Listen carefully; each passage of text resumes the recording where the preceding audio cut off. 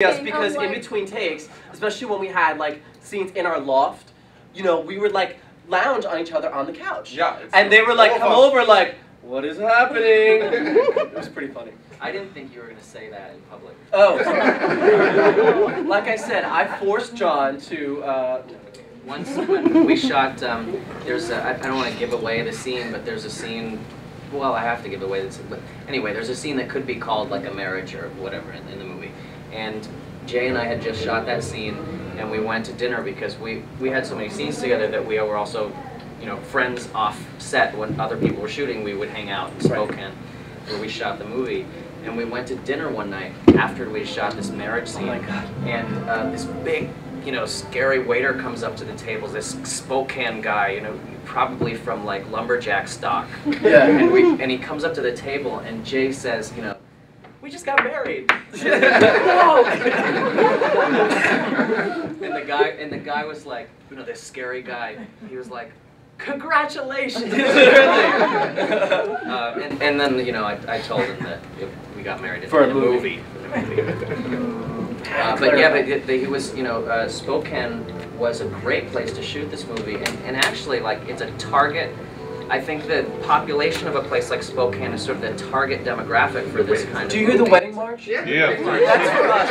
Now, we like to entertain you guys and have sound effects. Please note that in your articles. Those Oy vey people, they sure have their But the people in Spokane, when we talked to them about the movie, they were all very enthusiastic about it, very excited about it, thought it was a very funny idea. And Spokane is that, you know, middle America kind of town that this movie is targeted towards. So it was a very good sign how supportive just locals were of our shooting the movie there. Yeah. Where does the movie actually take place? New York. In the movie? New York. Long Island. Long Island, New York City. Yeah. New York City. Why would you shoot there? It's very expensive to shoot there. Listen, if I was a studio, backed by the studio, it was much more easy from New York. Next movie, definitely New York. But you know what though too, it's difficult. Spokane can pass for New York? Yeah, it's can pass, but I will tell you something. I produced a lot before, and Spokane was comfortable for us because the city itself is small. The population is really nice. We got a lot of support from the locals. Fabulous crew. Crew is amazing. Yeah, and it helps us to shoot 22 shooting days because basically between location to location we had 5 seconds drive or even walk distance, and everything was close to our hotel, so we were really comfortable to move from one location to another location. I've shot in New York a million times, and let me tell you something, getting from point A to point B, that's half a day. To uproot the crew, it's not fun. So having a time constriction actually helped. We were surprised though at how many things, not even just the architecture, but the interior, like our loft could so be a Tribeca loft, you know. So yeah, it was pretty cool. When I first was told about your movie, somebody described it as Mambo Italiano meets My Big Fat Greek Wedding. I think it's more My Big Fat Greek Wedding meets Kissing Jessica Stein, or In and Out Meet the Parents. I feel like the movie reminds me of early John Hughes, like Mr. Mom, a very warm, funny family comedy that sort of sneaks in and it makes you fall in love with it before you even realize it. By the end of the movie, you feel like these people are your people. We're also very, if I may include myself in this, we're also very appealing as a cast in terms of individual actors.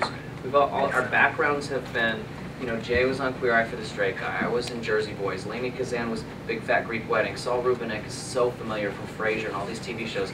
Carmen Electra has an obvious appeal for certain people, you know. So everyone is so appealing on their own, and together as an ensemble cast, it's just like a love fest of just loving these people and loving these actors and appreciating where they came from, and also this thing that they're creating together, this new thing they're creating together. We're very, very likable cast in real life and on screen, and I think that really makes the movie just delightful. And it starts with animation, which turns us all into kids again, you know, and then fades into reality. So it's like, it's almost like the opposite of The Wizard of Oz. You go from Technicolor into real life, you know.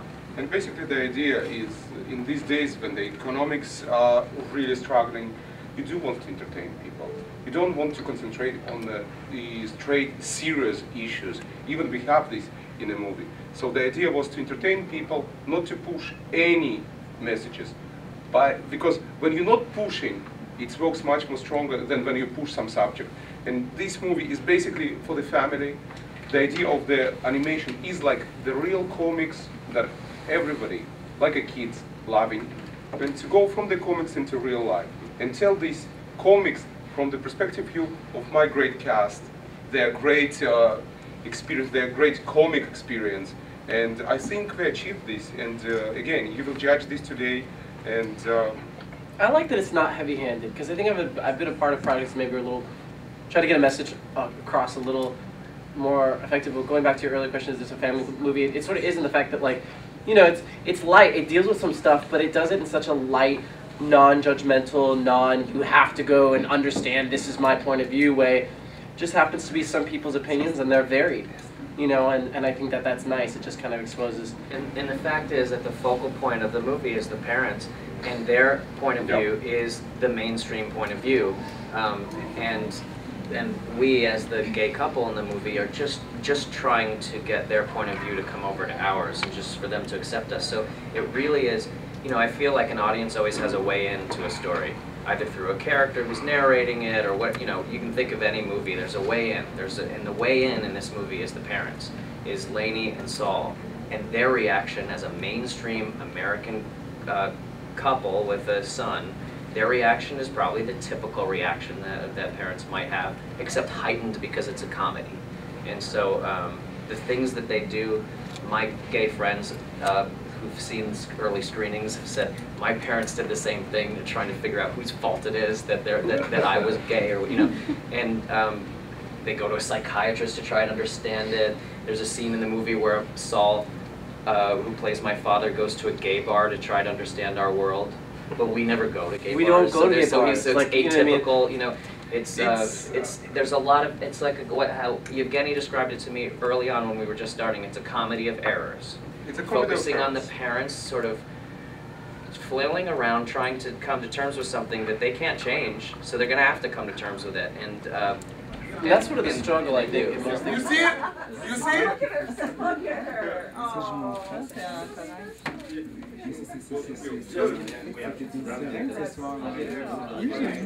She's grown since Spokane. And another mommy. Exactly. Another mommy.